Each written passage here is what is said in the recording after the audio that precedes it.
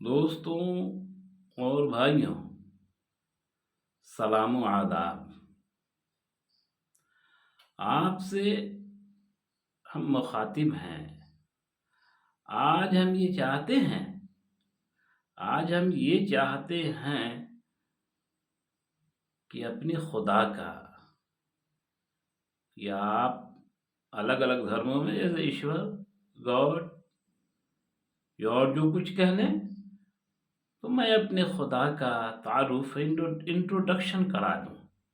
आज मैं चाहता हूँ कि उस खुदा का इंट्रोडक्शन करा दूँ जो सर्वशक्तिमान है, जो अज़ीमुश्शान है, जो सर्वशक्तिमान है, अज़ीमुश्शान है और उसके मुकाबले में कोई नहीं है। उसकी एक विशेषता आप गौर करिए, उसकी विशेषताओं पर गौर कीजिए कि वो खुदा ऐसा-वैसा काम नहीं करता। वो ऐसा काम करता है जो मनुष्य तो कभी ख्वाब-ओ-ख़याल में भी नहीं सोच सकता कि वो उतना बड़ा काम कर गुज़रेगा, और कर भी नहीं सकता। कहाँ तो वो रचना करने वाला और कहाँ तो हम रचना किए गए। वो खालिक है, हम मखलूक हैं। वो क्रिएटर है, हम क्रिएट किए गए हैं। तो हम तो कर नहीं सकते, लेकिन उनके काम को देखें तो आप आश्चर्यचकित हो जाएँ। आप हैरत ज़दा होकर दाँतों तले उँगली दबा लें।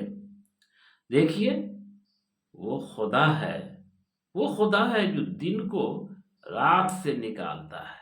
समझे? अब आपको ये आश्चर्य होगा कि वो खुदा दिन को रात से निकालता है और फिर रात को दिन से निकालता है।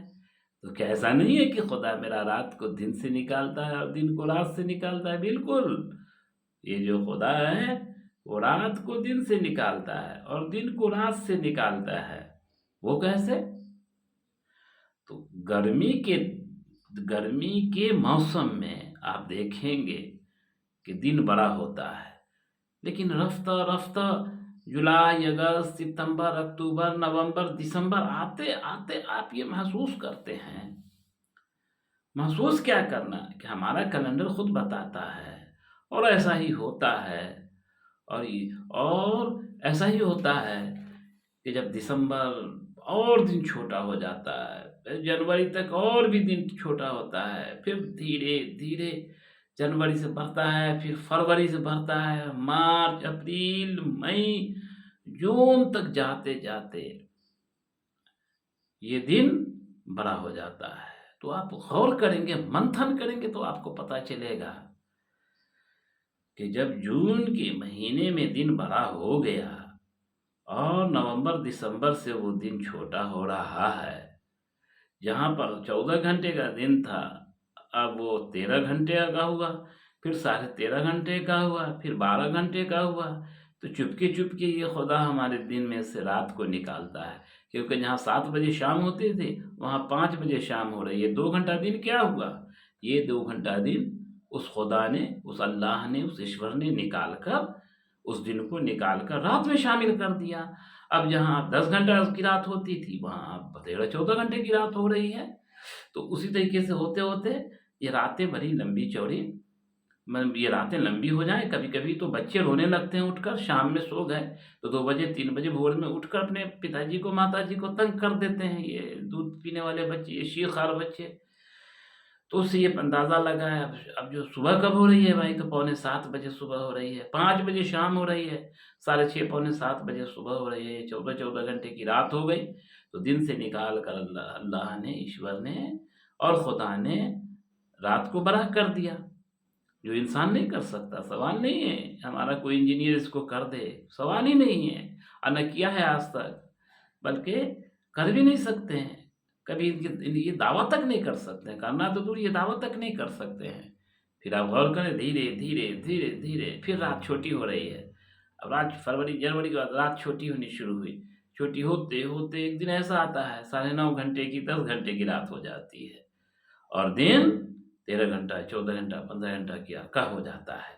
यानी उस अल्लाह ने, उस खुदा ने, उस ईश्वर ने अब रात में से रात को काट लिया और दिन को बड़ा कर दिया। तो ये इतना बड़ा काम कि दिन में से काट कर रात बना दे और रात में से काट कर दिन बना दे, ये किसी के बाप का मजाल नहीं है। ये तो वो ईश्वर ही, वो खुदा ही, वो अल्लाह ही कर सकता है।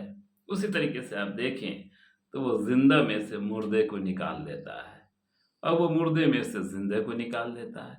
अब देखिए, अब गुठली देखिए, बीज देखिए, गुठली देखिए, ये अंडा को देखिए। इस इस गुठली में से जो मुर्दा जैसा लगता है, इसके अंदर तनावर दरख्त तैयार है निकल कर। खेत पौधे लहलहा रहे हैं उसी गुठली से निकल कर, उसी बीज से निकल कर। तो वो मुर्दे से ज़िंदे को निकाल दिया। फिर देखिए, अब ज़िंदा है, जैसे मुर्गी है, वो ज़िंदा है, अब उसमें से अंडा निकल रहा है। अंडा मुर्दा जैसा लगता है देखने में आपको, बिल्कुल मुर्दा है। वो अंडा नहीं चल सकता है, ना फिर सकता है, ना बोल सकता है, ना खा सकता है, ना पी सकता है। वो अंडा मुर्दा है।